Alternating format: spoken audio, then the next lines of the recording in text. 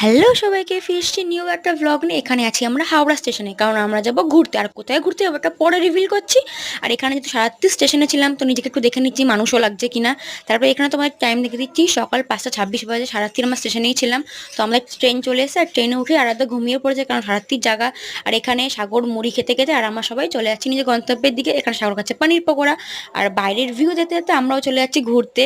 আর ঘুরতে যাচ্ছি আমার একটা খুব পছন্দের জায়গা, কারণ আমার গ্রিন পছন্দ। চলে এসেছি ঘুরতে।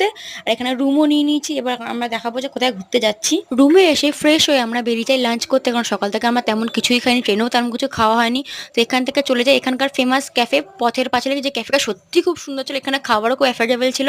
এখান থেকে আমরা খেয়েছিলাম বিরিয়ানি। আর বিরিয়ানি কাপ ফুটেজটা আমি তুলতে পারিনি, সো সরি। তো এখান থেকে খেয়ে আমরা বেরিয়ে যাই ঘুরতে। আর আমরা ঘুরতে এসেছি ঘাটশিলা, যেটা ঝাড়খণ্ডে। আর এই জায়গাটা সত্যি খুব সুন্দর। আর এখানে যাওয়ার পর থেকে মালভূমি দেখতে পেয়েছিলাম। বাকিটা পরে দেখাবো। Thanks for watching. যারা চ্যানেলটা লাইক, কমেন্ট, শেয়ার, সাবস্ক্রাইব